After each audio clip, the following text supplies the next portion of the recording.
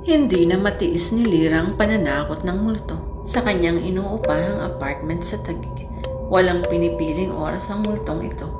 Sa umaga, sa tanghali at sa gabi, palagi itong nagpaparamdam sa dalaga. May mga pagkakataong bumubukas ang pintuan ng kusa kahit wala namang malakas na hangin pumapasok. Minsan naman ay namamatay ang ilaw ng biglaan. May mga oras din na lalaglag ang ilang mga kagamitan sa kusina at sa sala na talaga namang nakakagulat. Nahihirapan ang dalaga lalo pat malapit na ang first periodical exam nila sa kolehiyong kanyang pinapasukan. First year college pa lamang siya sa isang universidad sa Makati, subalit gusto niyang mataas kaagad ang unang makuhang marka sa first quarter ng taon sa klase nila, kaya naman masinsinan talaga ang kanyang pagre-review para sa exam. 2 buwan pa lamang na nangungupahan si Lira sa isang palapag na apartment na iyon. Wala siyang kasama sa apartment at mas gusto niya ito dahil nakakapag-aral siyang mabuti. Hindi katulad ng ibang tao na gusto ay laging may kausap o kasama. Mas productive si Lira kapag nag-iisa. Pangako niya sa kanyang ate na siyang nagpapaaral sa kanya ay pagbubutihan nito hanggang matapos siya ng kursong nursing at makatulong rin sa kanilang mga magulang kagaya ng ate niya. Nahanap ng kanyang ate ang apartment na iyon. Sakto lamang sa budget ang renta. Hindi mahal at hindi rin mura. Hindi rin ganon kaluma ito at nasa ligtas na subdivision pa. Isang sakay lang din ito papunta sa paaralan ni Rila. Kaya kinausap kaagad ng kanyang ate ang may-ari nito at inayos nila ang kontrata. Agad silang nagbayad para sa 1 taong pagtira dito ng dalaga. Nais na sana niyang umalis pero nanghihinayang siya sa ininayad ng kanyang ate sa apartment. Malaking pera din iyon at nakakahiya sa kapatid niya. Hindi malaman ng dalaga kung paano sasabihin sa kanyang ate o sa may-ari ng building ang mga kakatwang nangyayari sa loob ng kanyang apartment. Baka pagtawanan lamang siya ng mga ito sa dahilan ng kagustuhan nitong umalis rito. Wala sa diksyonaryo ng kanilang pamilya na naniniwala sa mga multo o iba pang nilalang ng kadiliman. Laki sa syudad ang buong angka ni Lira, kaya hindi talaga naniniwala ang mga ito sa multo. Nang unang maranasan ni Lira ang pagpaparamdam ng multo noong nakaraang linggo lamang, kagad siyang nag-research sa internet tungkol dito. Nabatid ng dalaga na hindi naman nakakasakit ang mga ito. Kumbaga maliliit lamang na bagay na kanyang paggalawin ng mga multo. Sa isiping iyon, binaliwala lamang ng dalaga ang mga unang pagpaparamdam ng multo sa kaniyang apartment. Alam din ni Lira na iisa lang ang multo sa apartment niya. Hindi naman talaga nananakit ng physical nito. Sadya lamang na mapaglaro ito at nakakapikon dahil palagi siya nitong iniistorbo.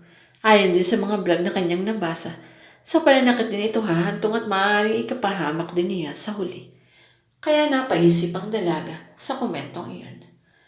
Ikinuwento ni Lira ang kakatwang pangyayaring ito sa loob ng apartment sa kanyang mga bagong kamag-aral sa kolehiyo para makakuha ng ideya kung ano ang kanyang dapat gawin. Iba-iba ang komento ng mga ito. May nagsasabing huwag na lamang niya itong pansinin hanggang sa kusa itong umalis. May nagsasabi rin umalis na siya at lumipat na ng ibang apartment.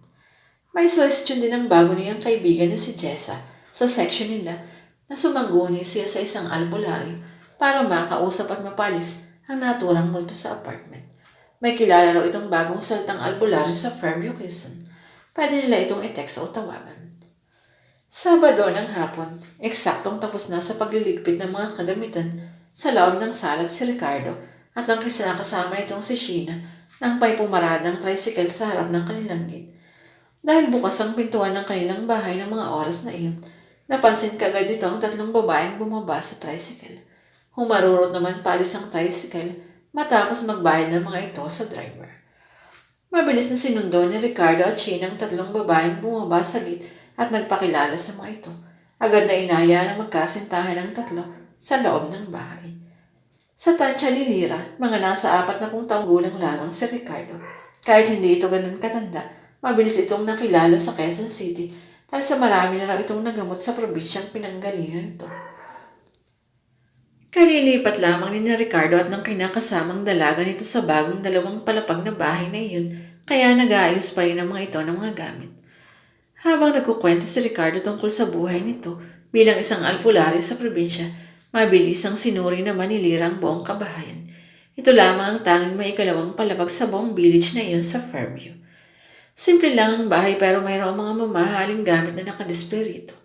Nagkatinginan si Lira at Jessa sa paghanga sa kabuuan ng bahay ni Ricardo at Sheena. Siguro'y napakagaling na albularyong lalaki kaya malaki ang kita nito sa trabaho sa probinsya. Tahimik lang rin ang ikalawang palapag kaya naisip ni Lira na wala pang mga anak ang dalawa. Ilang minuto rin yung naging pag-uusap ni Lira at ni Ricardo sa sala hanggang sa napagkasundoan na nila ang mga gagawin at magiging bayad sa serbisyo ng mga ito. Niyaya ni Ricardo ang tatlo sa sumunod sa kanya sa isang silid. Mabilis namang sumunod ang mga ito kasabay si Sheena. Hindi alam ni Lira kung ano ang mangyayari pero nagsimulang bumilis ang tibok ng kanyang puso. Unang pagkakataon na gagawin niya ito. Hindi niya alam kung anong katotohanan ba ang mga ganitong klaseng gawain o wala. Sa telebisyon lamang niya napapanood ang mga sitwasyong katulad nito. Ganon pa man, gusto pa rin niyang tulungan siya ng lalaki na mapalis ang nakakainis na multo sa kaniyang apartment. Pinaupo ni Ricardo ang lahat ng mga bisita kasabay nito paikot sa bilog na mesang nasa gitna ng isang madilim na kwarto. Samantalang si Sheena naman ay nakatayo lamang sa likod ni Ricardo. Siya ang hahalili dito sa pagsasagawa ng kung anumang ritual na gagawin ng lalaking albularyo. Sarado ang lahat ng bintana at pinto para sadyang madilim na madilim talaga ang loob ng silid. Tanging mga kandila lamang ang nakasindi sa gitna ng mesa at ang iba pang piling lugar paikot sa kanila sa loob ng kwartong iyon. Inutos ni Ricardo na ilabas ni Lira ang mga lumang gamit mula sa apartment na posibleng pagmamayari ng multo. Agad namang inilabas ni Lira mula sa bagang isang suklay, singsing at libro na nakita niya sa ilalim ng kanyang kama. Nakalagay ang mga ito sa lumang baol. Mabuti na lamang at nabasa niya sa isang ulag na kakailanganin ng mga lumang gamit na nagmumulto para sa ritual kung gusto mong tawagin ang kaluluwa nito. Ito rin ang bilin ni Ricardo sa text sa kanya bago sila pumunta sa bahay nilang iyon. Kinuha ang mga ito ni Ricardo at inutusan ang lahat na pumikit para sa kanyang pambungad na dasal. Pangalawang pangungusap pa lamang ng dasal ni Ricardo ay ramdam ni Lira ang higpit ng pagkakahawak ni Jessa sa kanyang kamay. Ito'y hudyat na nakakaramdam na ito ng takot. Wari ni Lira ay lumalamig ang hangin sa loob ng silid habang nagsasalita si Ricardo. Nagtaka ang dalaga dahil wala namang aircon o electric fan na pwedeng panggalingan ng hangin malamig sa loob ng kwartong iyon. Higit sa lahat, sarado ang mga bintana nito. Pagkatapos ng dasal, tahimik na napamulat ang lahat. Napabuntong hinga naman si Lira at ang kaibigan nito. Nagsimula nang magsalita si Ricardo na wari ba'y may kinakausap. Kinakausap na hindi nakikita ni Lira. Suminya si Sheena na ituloy ang mga dalagang pananahimik dahil nagtatawag na raw si Ricardo ng multo mula sa kabilang buhay gamit ang mga lumang kagamitang ibinagay ni Lira sa kanya. Hindi maintindihan ng dalaga ang mga salitang namumutawi sa bibig ni Ricardo. Waring Latin ang mga katagang binibigkas nito. Maya-maya pa tumigil na ito sa pagsasalita. Suminyas uli si Sheena na nakikita ng lalaki ang multong nagmamayari ng mga lumang gamit sa mesa. Ito na ang gusto nilang tanungin at kausapin. Pinanindigan si Lira ng balahibo na mas lalong lumambing ang hangin sa buong silid. Lalo ring narakot ito nang sabihin ni Lira kay Ricardo na galit raw ang multong tinawag nila sa mga oras na iyon at ito ay nasa loob na rin ng silid at pumapaikot sa kanila. May 5 nakasinding kandila sa taas ng mesa. Ayon kay Ricardo, nagtatanong siya at gusto niyang sagutin siya ng multo sa pamamagitan ng mga nakasinding kandila. Kung sang-ayon ng multo, papatayin lang nito ang kandila at kung hindi naman ay hahayaan lang nito itong nakasindi. Dahil unang pagkakataon nakasaksi ni Lira nito pati ng kasama. Wala itong nagawa kundi ang makinig, magmasid at sumunod na lamang sa kung anuman ang sasabihin ni Ricardo at ni Sheena. Tinanong ni Ricardo kung bakit nagmumulto ang espiritong iyon, kung bakit hindi siya matahimik. Dahil ba'y may gusto pa siyang sabihin sa kanyang mga kamag-anak, biglang namatay ang unang kandila. Nabalot ng kilabot ang katauhan ng mga bisita. Sa nasaksihan lalong-lalo na si Lira, ramdam nito ang katotohanan na gaganap sa harap ng kanyang mga mata. Alam mo ba kung nasa ang mga kamag-anak mo? Namatay ang pangalawang kandila. Hanggang natapos ang maraming tanong at namatay ang mga natirang kandila. Mas nakakakilabot ang sumunod na nangyari dahil inutusan na ni Ricardo ang multo na lisanin ang apartment ni Lira. Humihip ang malamig na hangin sa buong sala kahit sarado naman ang mga bintana. Naglaglagan din ang mga libro sa gilid ng isang tokador at iba pang mga gamit na nasa loob ng silid na iyon. Halos mawala si Lyra sa sarili sa sobrang takot. Subalit sa awa ng Diyos, natapos din ng grupo ang pakikipag-usap sa multong iyon. Pawisan ang lahat ng lumabas sa madilim na kwarto. Pagkatapos magbayad ng malaking halaga, nagpaalam na sina Lyra kay Ricardo at Sheena. Pagkaalis ng tricycle na sinakyan ng mga bisita, abot hanggang tenga ang ngiti ng magkasintahan. Nakaloka na naman sila ng mga mapagpaniwalang mga tao. Napalakak na lang si Ricardo sa tuwa sa sarili dahil hindi pa rin siya pumapalya sa peking pag-aalbularyo. Agad na niyakap nito sa tuwa ang kinakasamang si Sheena at pinaghalikan sa labi na labis ng mga kinatuwa ng dalaga. Kaya sila napunta na rito sa Maynila ay dahil nabigyan sila ng kaso sa probinsya sa panlulokong kanilang ginagawa sa mga tao. Mga peking espiritista mga ito at naniningil ng malaking halaga.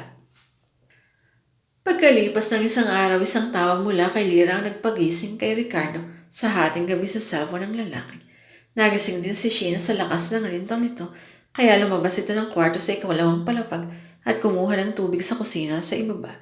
Gusto lang daw ipaalam ni Lyra na hindi na nagparamdam ang multo sa apartment niya at nagpapasalamat silang dalawa ni Jessa sa pagtulong nito sa kanya. Sana raw ay magkaroon pa siya ng maraming kliyente dahil magaling siya. Naibaba na ni Ricardo ang cellphone ng mapagtanto niyang isa lang ang binanggit ni Lyra na kasama niya ng pagpunta sa kanila. Kung ganun, sino yung pangatlong babaeng kasabay ng mga itong pumasok sa kanilang bahay? Nasa malalim ng pag-isip si Ricardo nang may tumawag ulit. Si Sheena ang nasa kabilang linya. Nagpapaalam ang kaniyang kinakasama na double shift siya sa ospital kaya di muna siya makakauwi ng gabing iyon. Halos mahimatay si Ricardo sa takot sa narinig. Sino ang kanyang katabi sa kama ng gabing iyon? Nasa ganong pag-isip siya nang narinig niya ang yabag sa hagdan ng mga paa ng babaeng paakyat sa kwartong kanyang kinaroroonan. Kinaumagahan, patay na si Ricardo ang madat na ni Sheena.